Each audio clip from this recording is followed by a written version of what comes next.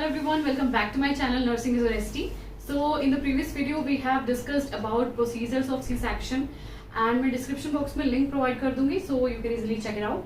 So आज का हमारा topic है forceps delivery. So हम देख लेते हैं इसकी introduction. Forceps delivery जैसे इसका name sound कर रहा है forceps delivery.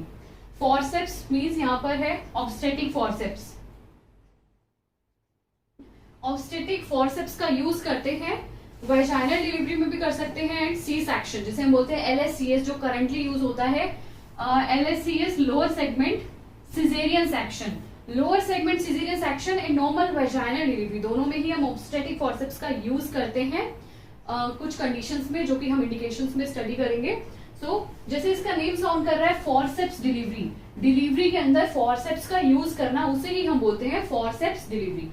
So forceps delivery is a means of extracting the fetus with the aid of obstetric forceps when it is inadvisable or impossible for the mother to complete the delivery by her own efforts.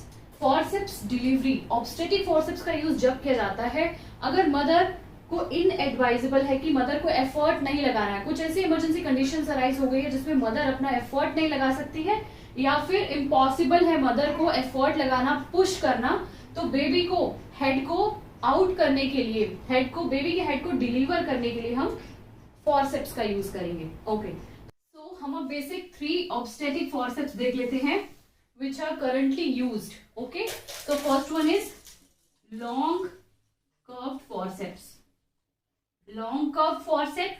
Second is short curved forceps जिसे हम Wrigley's forcep बोलते हैं, Wrigley's forceps. And the last one is keel forceps. तो note down कर लीजिएगा कील forceps. तो currently जो यूज होती है 3 बेसिक फॉर्सेप्स वो है long curved forceps, short curved forceps which is also known as Wrigley's forceps and keel forceps. तो अब हम देख लेते हैं फॉर्सेप्स डिलीवरी के कुछ इंडिकेशंस. तो हम देख रहे हैं फॉर्सेप्स डिलीवरी की कुछ indications. During the second stage due to uterine inertia, labour की वैसे तो 4 स्टेजेस होती है बट बेसिक 3 स्टेजेस होती है जिसमें फर्स्ट स्टेज में यूट्राइन कॉन्ट्रैक्शंस आना स्टार्ट हो जाती हैं. सेकंड स्टेज जैसे ही लेबर प्रोग्रेस करती है सेकंड स्टेज में क्या होता है expulsion of the fetus, expulsion of fetus. अब प्रॉब्लम अराइज हो गई है, कंडीशन अराइज हो गई है जो कि है यूट्राइन इनर्शिया. यूट्राइन इनर्शिया में क्या होता है यूट्रस जो इजिली कॉन्ट्रैक्ट नहीं हो पाता है. अब यूट्रस अगर कॉन्ट्रैक्ट ही नहीं हो पाएगा, कॉन्ट्रैक्शंस जो है वो प्रोग्रेसिव नहीं है, यूट्रस जो है वो कॉन्ट्रैक्ट नहीं हो पा रहा है तो फीटस इजिली एक्सपेल आउट नहीं हो पाएगा, जिसकी वजह से हमें फीटस को एक्सपेल आउट कराना होगा with the help of forceps. Okay, जिसे हम बोल रहे हैं forceps delivery. If the head is on the perineum, head हमें शो हो गया है पेरिनियम पे, ऐसा भी हो सकता है कि मदर अपना एफर्ट नहीं लगा रहे हैं या फिर एक कंडीशन अराइज हो गई है जो कि है यूट्राइन इनर्शिया, उसमें हमें फॉर्सेप्स का यूज करना है.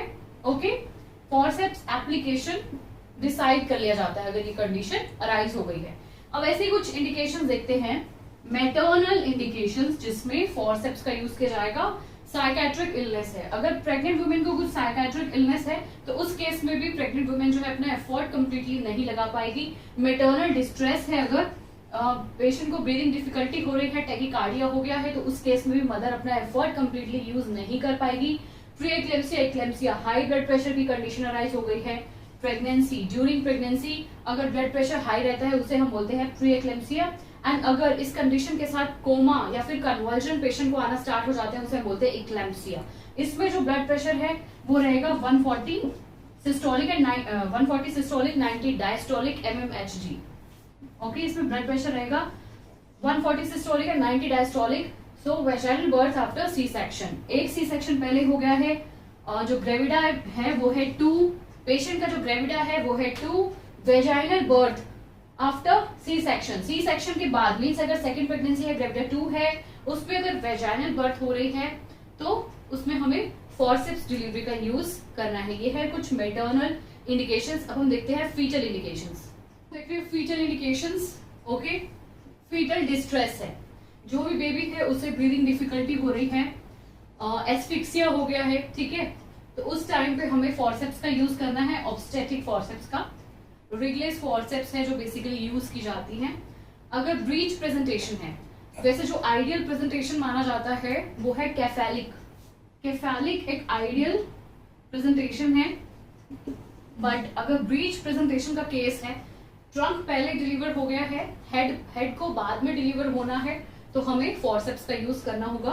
पोस्ट मेच्योरिटी की अगर कंडीशन अराइज हो गई है, ठीक है, एट टर्म जो एक टर्म टाइम पीरियड जो कंप्लीट माना जाता है 37 वीक्स का, उससे भी ज्यादा एक्सीड कर गया है, गेस्टेशनल एज ज्यादा हो गई है, पोस्ट मेच्योरिटी की अगर कंडीशन अराइज हो गई है, उस केस में हमें फॉरसेप्स का यूज करना होता है, ऑब्स्टेटिक फॉरसेप्स का। इसका एक रीजन है, जो भी फीटस है, अभी जो यूट्रस में जो फीटस प्रेजेंट है वो मेकोनियम को एस्पिरेट ना कर ले, जिसे हम बोलते हैं meconium aspiration syndrome. Video uploaded है मेकोनियम एस्पिरेशन सिंड्रोम की, सो डिस्क्रिप्शन में लिंक प्रोवाइड कर दूंगी, आप लोग चेकआउट कर लेना। मेकोनियम एस्पिरेशन सिंड्रोम की कंडीशन अराइज ना हो जाए, दैट्स व्हाई हमें ऑब्स्टेटिक फॉरसेप्स का यूज करना है in case of post maturity. So हम देखिए pre required sites for forceps delivery. Pre required sites का मतलब है कुछ ऐसी कंडीशन जो एग्जिस्ट कर रही हैं, जिनकी हमें रिक्वायरमेंट होगी फॉरसेप्स का यूज करने से पहले। ये कंडीशन जो है कुछ ऐसी 5 या 6 कंडीशंस हैं जो कंप्लीट होनी कंपल्सरी है। अगर ये कंडीशन एग्जिस्ट करेंगी, ओके, आफ्टर दैट ही हम फॉरसेप्स का यूज करेंगे। The cervix must be fully dilated and effaced. Forceps का यूज हमें तभी करना है जब सर्विक्स जो है वो फुली डायलेट हो, इफेस्ड हो। इफेसमेंट का मतलब होता है थिनिंग। इफेसमेंट का मतलब होता है थिनिंग, सर्विक्स में थिनिंग प्रेजेंट हो एंड डायलेट हो गई हो completely. Membranes must be ruptured.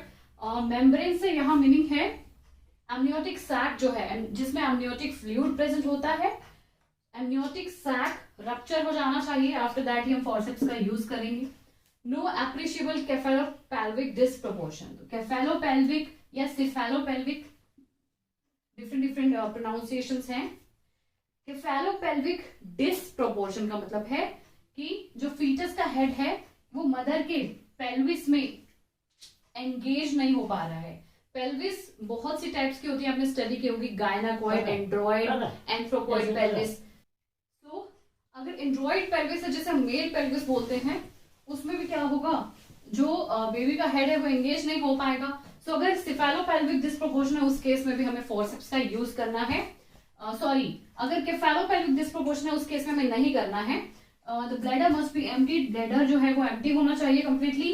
Catheterization हम कर देंगे, कैथेटर का यूज करना है। Presence of good uterine contractions is a safeguard to postpartum haemorrhage. Good uterine contractions होनी चाहिए। यूट्राइन कॉन्ट्रैक्शंस जो है बहुत ही प्रोग्रेसिव है एंड पोस्टपार्टम हेमरेज ना अराइज हो जाए, इसे ध्यान में रखते हुए हमें फॉरसेप्स का यूज करना है। तो हम देख रहे हैं complications of forceps delivery. First one is injury. Injury में आता है वेजाइनल लेसरेशंस। फॉरसेप्स की वजह से वेजाइनल लेसरेशंस हो सकती हैं, ठीक है, वेजाइना में इंजरी हो सकती है।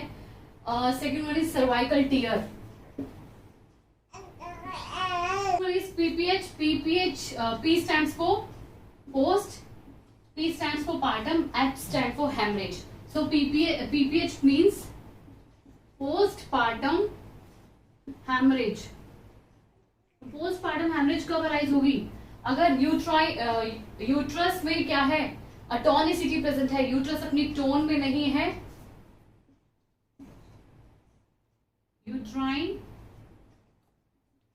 एटोनिसिटी की कंडीशन अराइज हो गई है, यूट्रस जो है वो वेल कॉन्ट्रैक्टेड नहीं है, जिसकी वजह से क्या होगा, अगर हम फॉरसेप्स का यूज करते हैं तो पोस्टपार्टम हेमरेज अराइज हो सकती है। नेक्स्ट वन इज शोक। एक्सट्रीम और सीवियर ब्लड लॉस की वजह से शोक की कंडीशन अराइज हो सकती है। शोक में क्या होगा, inadequate tissue perfusion, okay. Sepsis means infection. Sterilise, forceps का अगर यूज नहीं किया है, एसेप्टिक टेक्निक का यूज नहीं हुआ है, तो सेप्सिस की कंडीशन अराइज हो सकती है। इंट्राक्रेनियल हेमरेज अराइज हो सकती है अगर फॉरसेप्स की माल एप्लीकेशन है। Malapplication, if there is malapplication of forceps, then क्या होगा, इंट्राक्रेनियल हेमरेज अराइज हो सकती है। नेक्स्ट है सिफिल हिमेटोमा या फिर केफेल हिमेटोमा। ये कंडीशन मैंने आपको स्टडी कराई थी बर्थ इंजरीज के टॉपिक में, तो आप वो वीडियो चेकआउट कर सकते हैं। तो ये तो थी कुछ complications of forceps delivery, and अगर आप मुझे प्रोसीजर बोलेंगे तो वो वीडियो मैं अपलोड कर दूंगी, बिकॉज आई डोंट थिंक इसका प्रोसीजर बहुत ज्यादा इंपॉर्टेंट है आपके एग्जाम पॉइंट ऑफ व्यू से। फॉरसेप्स डिलीवरी पे आपका शॉर्ट नोट आ सकता है ओनली 5 मार्क्स में। ओके, 5 मार्क्स में क्वेश्चन अराइज हो सकता है। सो आज हमने स्टडी किया फॉरसेप्स डिलीवरी। आई होप आपको वीडियो अच्छी लगी होगी, and do like share and comment to my YouTube channel which is nursing honesty.